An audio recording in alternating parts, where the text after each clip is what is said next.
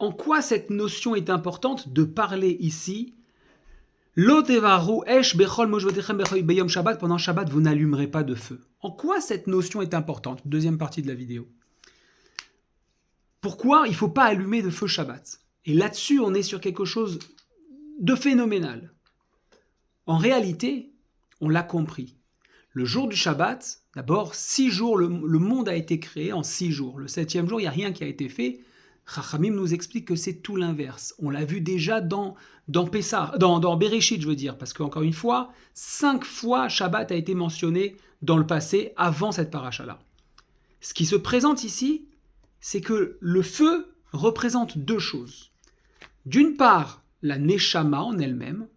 On parle de Nefesh HaElokit, une étincelle divine. Une étincelle, c'est une flamme. D'accord? Donc, le feu, c'est la flamme. Mais le feu, c'est aussi les émotions de manière générale. La colère, la tristesse, tout ce qui est, voilà, c'est un caractère de feu. Voyez, on n'a pas le droit d'allumer un feu Shabbat. Ça veut dire quoi? La Torah nous donne un secret ici qui est monumental. Vu que l'objectif, c'est de maîtriser la matérialité, maîtriser les éléments de ce monde et, à travers cette maîtrise, découvrir l'impact et la visualiser de manière concrète, l'impact du divin, la manière dont c'est créé, la manière dont ça interagit, etc. La science est une partie, bien entendu, mais pas que. Le jour du Shabbat, on ne peut faire aucune mélacha, aucun travail. Pourquoi? Tout simplement parce que c'est ce 7e jour qui est l'émulsion même créatrice, c'est-à-dire qu'on sait qu'il y a 2 travaux. Il y a celui qui est visible dans la matière et celui qui est invisible, comme j'ai déjà pu donner dans le passé à travers d'autres vidéos. On compare ça à la nuit, quand on dort, le cerveau travaille plus que la journée lorsqu'on est réveillé. Et bien forcément, il y a ce jour qui est le producteur de toutes choses. Mais là maintenant, la grande différence, c'est que les verbes vont changer. Dans Trouma et Tetzavé, on parlait de dire « ils devront faire », mais là, « Vechol chacham lev bachem yavou vayasu ». Dans le pasuk Yud, le 10e pasuk de la même paracha, on est dans une notion de « ils le font », ils l'ont fait maintenant. Donc, on est sur une action qui est réalisée. Dans le passé, les Bnei Israël devaient comprendre d'eux-mêmes, devaient tester des choses. Ils ont testé comment? Chet HaEgel, bobo. Ils n'ont rien compris. C'était mal barré. Là, maintenant, Moshe est là pour Vayakel, pour rassembler. Ce qui se présente, c'est que c'est la suite du shekel, du demi-shekel qu'on devait, machatzit à shekel qu'on devait rassembler. Les Bnei Israël ont compris qu'ils étaient une demi de quelqu'un. Et là, en rassemblant, Moshe crée finalement le peuple comme une entité collective. Il a vécu l'échec, il a appris de cela et il va rebondir vers un succès. Comment? En maîtrisant le 7e jour. Le 7e jour, je ne produis rien. Vous allez me dire c'est normal, sinon il meurt. Comme j'ai dit au début de la vidéo précédente, la partie 1, faites une mélacha pendant Shabbat ou observez du moins un juif qui fait une mélacha pendant Shabbat et vous verrez qu'il ne meurt pas. Bien sûr, je ne vous conseille pas de le faire. Qu'est-ce que c'est que la mort? La mort, c'est la fin de la production. Vous ne pouvez plus produire quoi que ce soit de votre corps. Le corps ne réagit plus. Et la Neshama remonte à son créateur. La mort, c'est la fin des possibilités concrètes dans ce monde. Et toute action que vous ferez pendant Shabbat sera morte en elle-même. Non seulement elle ne portera pas de production, mais elle s'éteindra dans l'objectif final qui devra être atteint. Alors vous allez me dire, non mais je suis absolument pas d'accord, moi je connais des gens qui gagnent très très bien leur vie, et ils savent très bien que le Shabbat c'est le jour où on travaille le plus, et c'est là où il y a le plus de business, etc. etc. Observez la vie de ces gens. Est-ce qu'ils ne sont pas dans une forme claire et moderne d'esclavage due à la quantité de travail qu'ils fournissent? De ce fait-là, vous comprenez que le niveau de mort, il est un peu plus profond que le premier degré qu'on veut bien lui donner, qu'il est dans une notion pas simplement que j'ai pas gagné d'argent, j'ai pas pu profiter de mon argent, parce que d'abord il n'y a pas que l'argent, il y a tout ce qu'on peut faire à côté, mais en plus de ça, c'est un jour où on doit méditer. C'est un jour où si vous voulez produire véritablement, toute la semaine à venir, prenez le temps non seulement de méditer, mais de revenir sur les actions qui ont été produites la semaine passée, et de prévoir à travers l'esprit la semaine à venir.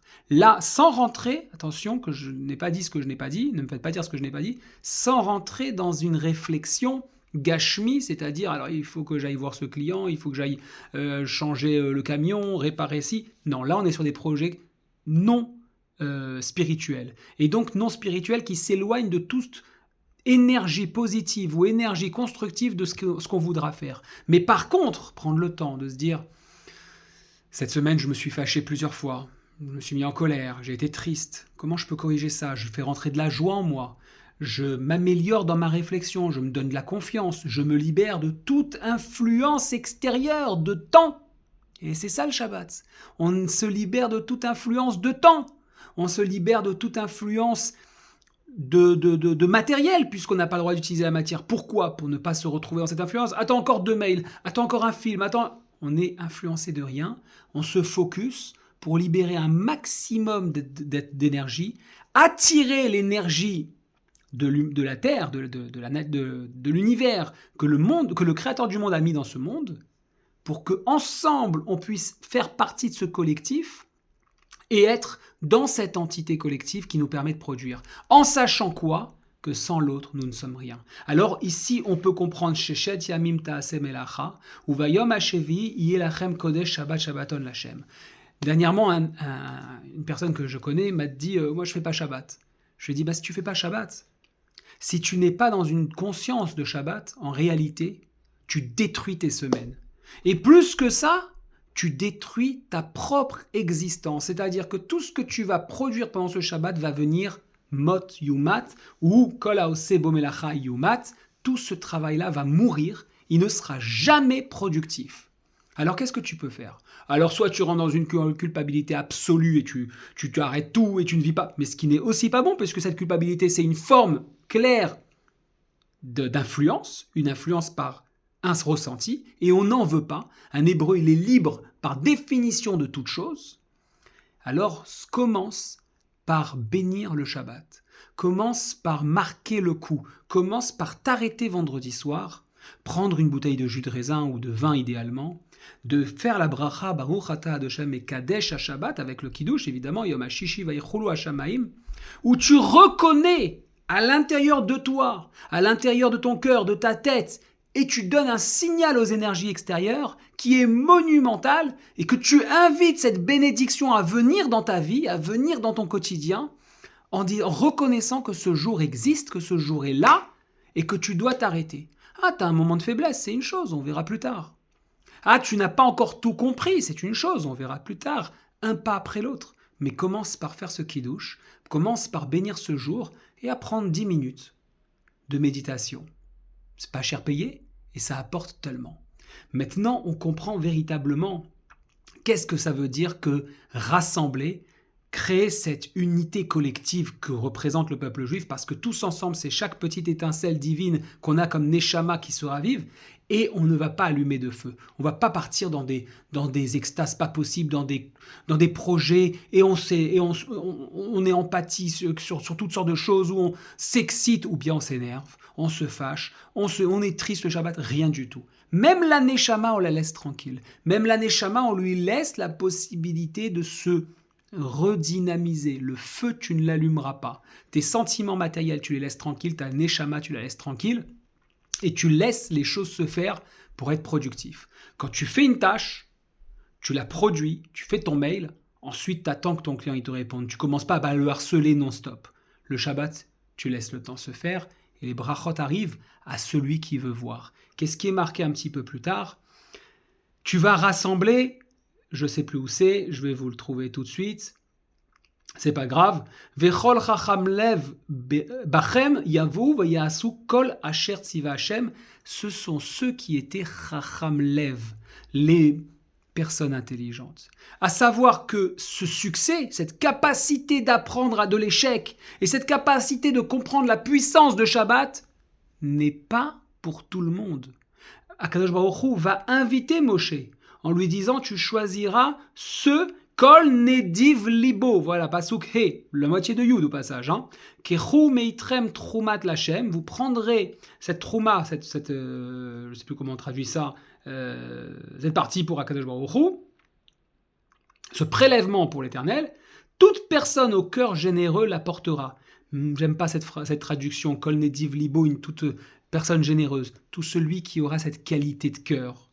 Yeviea, il l'apportera et Trouma Hashem, Za'av vechesef, Kesef unchoshet, d'or, d'argent et de cuivre. C'est ça. Donc, ce n'est pas pour tout le monde, mais tout le monde peut essayer, peut en profiter, peut y aller. Tout le monde peut participer, mais ce n'est pas pour tout le monde. Il faut avoir cette envie de foncer, de casser la baraque, cette détermination d'être différent. Quelle différence ? De ne pas être détriment de cette matière, de chercher quelque chose qu'on va laisser, une trace qui va être une empreinte indélébile. Alors à ce moment-là, on rencontrera Kol Chacham Lev. Et eux, ils vont venir et ils ont fait exactement ce que Moshe avait décidé. C'est quoi l'or, c'est quoi l'argent, c'est quoi le cuivre, et c'est quoi une trélette, c'est quoi Argaman, Tolat Shanim, Veshesh, Veizim. Vous vous rendez compte qu'on parle ici d'étoffes d'azur, de pourpre, d'écarlate, de lin, de poils de chèvre. Vous allez me dire en 2024, ça ne nous concerne pas. Évidemment que c'est pourquoi Vayakel, c'est le début de la construction du Mishkan. Le Mishkan, c'est comprendre son corps. Il y a deux constructions du Mishkan, une construction matérielle, une construction spirituelle. Comprendre comment son cerveau fonctionne, comprendre comment ses yeux fonctionnent, qu'est-ce que je vois, quel impact ça a, j'ai mal aux yeux, pourquoi j'ai mal aux yeux, peut-être j'ai vu quelque chose que je n'aurais pas dû voir, peut-être que je ne veux pas voir ce que je devrais voir, comme Yitzhak, qui refusait de voir qu'Esav, son fils, n'avait pas choisi le bon chemin, a refusé de voir ce qu'il devait voir, il est devenu aveugle. Pourquoi j'ai mal à la poitrine, pourquoi j'ai mal aux jambes? Chaque partie du corps nous enseigne quelque chose. Mais avant de tomber malade, on a la possibilité d'éviter de tomber malade. Comment ? En construisant le Mishkan. En construisant Vasuli Mikdash Veshachanti Betocham. C'était dans les parachutes précédentes. Vous voyez que la Torah se répète. Parce que maintenant, on doit l'assimiler. En construisant une maison pour le Créateur du monde. Le Créateur du monde, c'est quoi ? Cette influence, cette énergie, cette boule, cet indéfinissable qui a créé tout ça avec un sens, avec une compréhension, et à nous de venir rentrer dans cette compréhension. Shabbat Shalom.